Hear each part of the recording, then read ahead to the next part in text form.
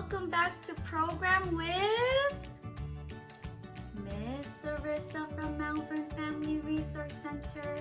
It's so nice to see you today.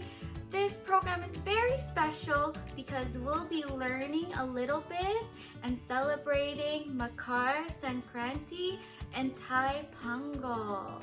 But first, before we do anything else, we need to say hello to each other. So we got one hand up. Let's wave our other hand and wave them back and forth. Hello everyone, how are you? How are you? How are you? Hello everyone, how are you? How are you today? Vanikam everyone, roll your arms, roll your arms, roll your arms. Vanikam everyone, roll your arms. How are you today?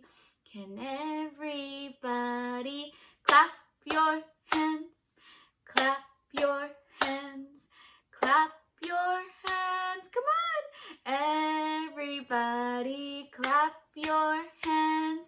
How are you today? Last action, one last one. Ready? Bonjour, everyone, move side to side, side to side, side to side. Bonjour, everyone, move side to side. How are you today? How are you today? Are you a thumbs up? Are you happy? And excuse my thumb, I have some black marker on it from a craft. Or today, are you feeling a little sad? And it's okay if you're feeling that. Can you show me how you're feeling? Follow after me. If you're happy and you know it, clap your hands. If you're happy and you know it, clap your hands. If you're happy and you know it and you really want to show it, if you're happy and you know it, clap your hands. I want all of us to be happy, so let's get a little bit excited. We're celebrating. If you're happy and you know it, shout hooray, hooray! If you're happy and you know it, shout hooray, hooray! If you're happy and you know it and you really want to show it, if you're happy and you know it, shout hooray, hooray! Awesome!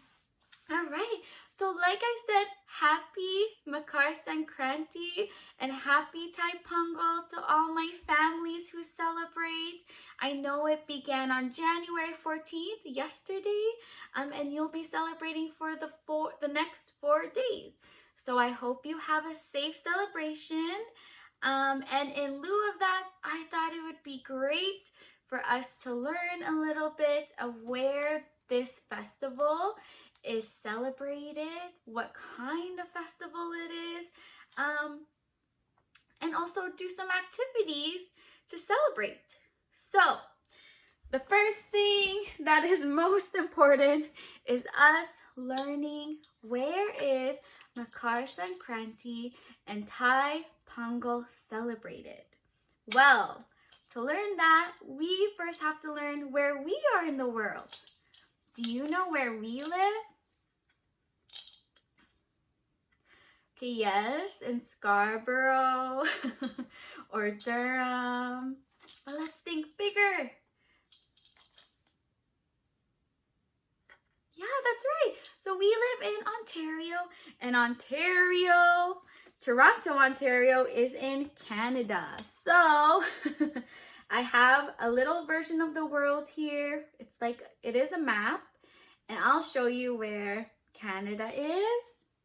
Canada is all this purple space here. Canada, North America. And Makar Sankranti and Thai Pongal are celebrated in India. Makar Sankranti, Miss Pooja told me, is specifically celebrated in North India. And India is this orange spot right here. So the north of India celebrates Makar Sankranti. And in South India and Sri Lanka is this little yellow piece, they celebrate Thai Pongal. So India and Sri Lanka are very different than Canada. They have different foods. They speak a different main language. And they also wear different clothes. They don't wear winter jackets like we do. It's really hot there. They wear beautiful clothing. And one of the beautiful types of clothing that they have are saris. A very special sari. You know what? I'll bring you a little bit closer so you can see.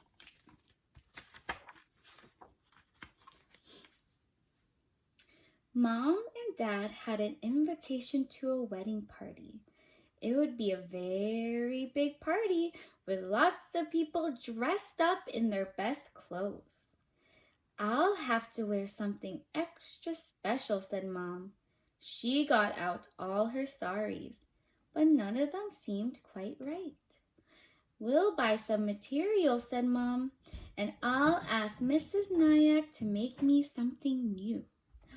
So look, her mom took out all her saris she had in her cupboard. And what do you see? They have different colors and they have different patterns and shapes. What colors do you see on the saris? Yeah, that's right. There's purple and gold and red. There's green. The next day, Geeta and her mom set off to buy all the things they would need. Material, beads, thread, sequins, and mirrors. First, they went to the material shop. There was a lot of material to choose from. Geeta helped Mom to choose some red material that was as soft as silk. Oh, how pretty, said Geeta. Yes, it's going to be a beautiful sari when it's finished, said Mom. The shopkeeper cut a big piece of material for them. I wish I was having a new outfit too, thought Geeta. If you had to wear a sari, what color would you choose? Geeta's mom chose red. Do you like red? Next, they went to buy the beads. There were lots and lots to choose from in all different colors. There's red, pink, white, green. I really like this dark blue here. What about you? Mom chose white ones and the shopkeeper weighed them on his scales.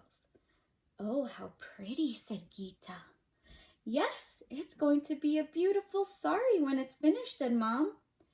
I wish I was having a new suit too, said Geeta. Now we need some thread, said Mom. Look at all the different colors. Shall we have yellow or maybe white? No, gold and silver look best, so that's what they chose.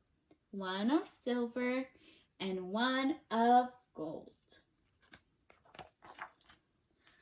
What's next, said Mom. Mirrors and sequins, said Geeta, to make your sari sparkle. Mom chose some gold sequins. Can we have some of these too, said Geeta. In each teeny mirror, she could see her face. Mom brought a box full and paid the shopkeeper. How pretty the sari is going to be, thought Geeta. I wish I could have one too. Look at all those little mirrors. Miss Arissa sees square and rectangle shaped mirrors. What shapes are these?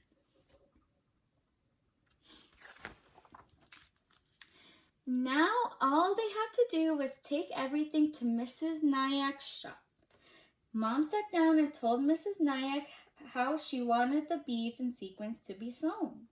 While Mom talked, Geeta stared at all the beautiful clothes in the shop. I wish I could have some new clothes too, she thought. There they are, bringing her all their materials. The sari would be ready in 1 week. Geeta couldn't wait to see it. All week she thought about the new sari. Mom already had lots of splendid saris, but this one would be extra special. Geeta wishes she could wear a new outfit and go to the wedding. Everyone would say she looks beautiful. Here they are, they're picking up the new sari. The day came when they went to collect the sari. Geeta couldn't believe her eyes. It was magnificent. Mom was going to look lovely. What a pity Geeta couldn't go to the wedding. Mrs. Nyack folded the sari and gave it to Mom. Then she took a parcel out of the cupboard and Mom quickly put it in her bag. What do you think Mom is hiding in her bag? The next day, Mom and Dad began to get ready for the wedding. Auntie Sita was going to come and look after Geeta for the day, but Geeta didn't want to stay at home. Geeta wanted to go to the wedding. When will Auntie Sita be here? Asked Geeta. Oh, didn't I tell you? Said Mom. Auntie Sita can't come today, so it looks as though you'll have to come with us. But what am I going to wear? Asked Geeta. Go on and look in your cupboard, said Mom. There must be something there. What do you think it is? Geeta ran to her bedroom and opened the cupboard. What do you think she saw? It was a beautiful new shalwar chemise in her favorite color, pink. So Geeta did get a new outfit after all. And she was going to the wedding. She was so happy, she gave her Mom and Dad a big hug. How ever did you get it made without me knowing? She said. Mom and Dad looked at each other and they laughed. The end. I hope you enjoyed that first story, my friends. We got to see some beautiful saris, which is a different type of clothing that is worn in India and Sri Lanka. Now, to continue our celebration of Makar, Sankranti, and Pongal, let's learn about kolams or rangolis. Now, we're going to do this through another story. So let's get ready. Get all 10 fingers out and open, shut them. Open, shut them. Do a little clap, clap, clap. Open, shut them. Open, shut them. And put them in your lap, lap, lap. All right, shh. Let's get ready. All right, my friends. So before we start our story called Shoshila's Kolams, let's learn what a kolam is. So as you can see, kolams can be in different colors and they use different lines and different shapes. Kolams are beautiful patterns made freehand or by joining dots. People decorate the outside of their homes with kolams to welcome a new day. They are also thought to bring good luck. Traditionally, the powder used to make kolams is made out of rice flour. Kolams are also known as mogu, rangoli, chakperna, alpana, and haschitara. Excuse me for my pronunciations. What do you call a kolam in your part of the country? So these kolams are so pretty. Some shapes that Miss Arissa sees are the dots. They're in the shape of circles. I also see semicircles, like these red ones here. What shapes do you see? Very nice. All right. So now that we know what columns are, we can start our story. All right. So our story today is called Shushila's Columns by Sridhara Swami. Illustrated by Priya Korean. Shushila lives in Tamil Nadu. She learned to draw columns with her mother. Let's pause the story for a second. Look at what she's making. It's a column, or others call it a rangoli. What colors is Sushila using? And her amma, what colors are they using? That's right. There's red, purple, and green. There's also some blue and yellow. How cool. Every Pongal, she was allowed to make one column all by herself. Shushila loved to make columns. She drew them on floors and steps and walls. Look at all of them. Even on trains and on the sides of tall buildings, she would draw them. Even on kites that skipped in the sky, everyone admired Shushila's columns. One day, the Air Force asked her to help them make a column. Shushila told the pilots how to dip, dive, and turn their planes. What do you think they're going to do with their planes?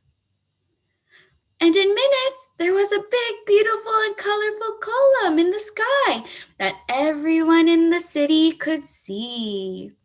That night, Shushila stood on her terrace and looked up to the sky. She saw the stars twinkling down at her. Where do you think Shushila will make her next column? Can you tell Miss Arissa? What's your guess? Oh, those are great guesses, my friends. Well, guess what? Since Shushila made her columns, we're going to make some too. Right, so to make our column, what we'll need is paper,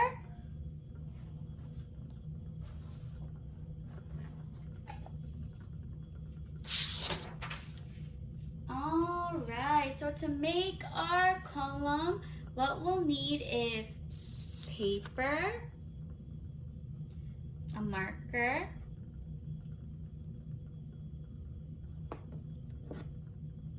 flour or sugar, whichever you have at home, as well as a tray. And this tray, preferably one with a deep lip, is what's going to help us keep the flour in one spot for easy cleanup. Right, so now that we know what materials we need for our columns, let's go back to our paper and our marker or our crayon, and let's start by making dots.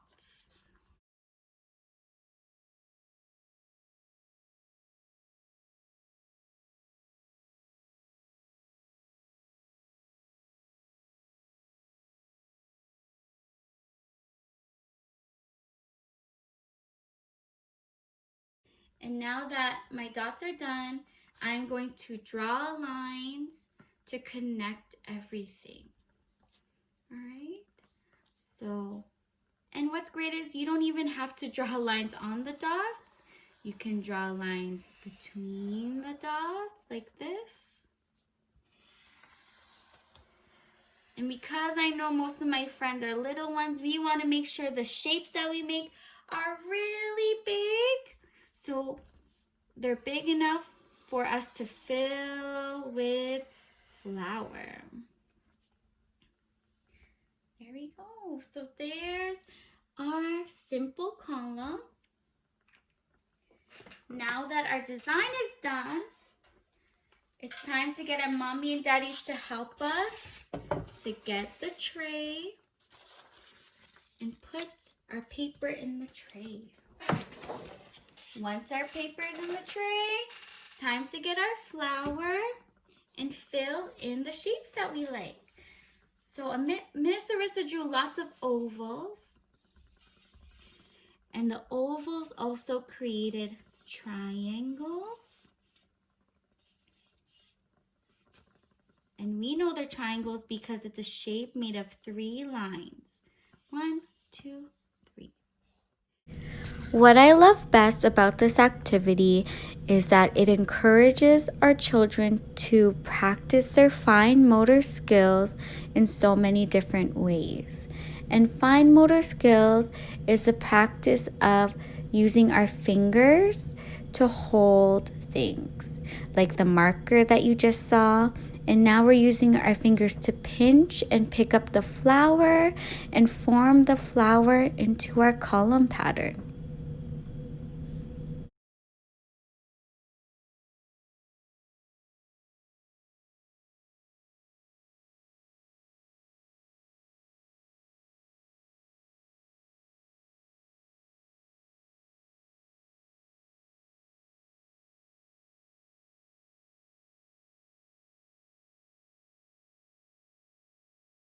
Now, Miss Arissa understands that not all her friends like touching different textures and getting their hands dirty.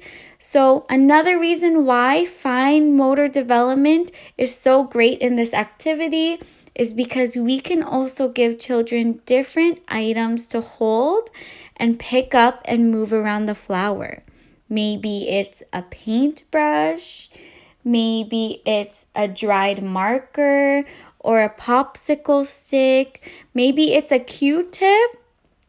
One of the things I have at home, which is great, is an old reusable plastic spoon. I think this is also a perfect tool because we use spoons in our everyday life. Children need to learn how to use spoons to pick up and feed themselves.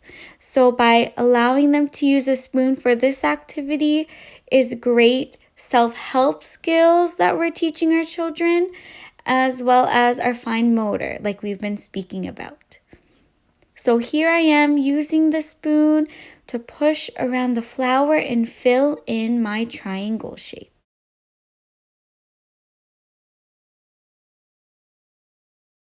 And just like that, my friends, Miss Arissa is done creating her column. I bet your column looks very cool too.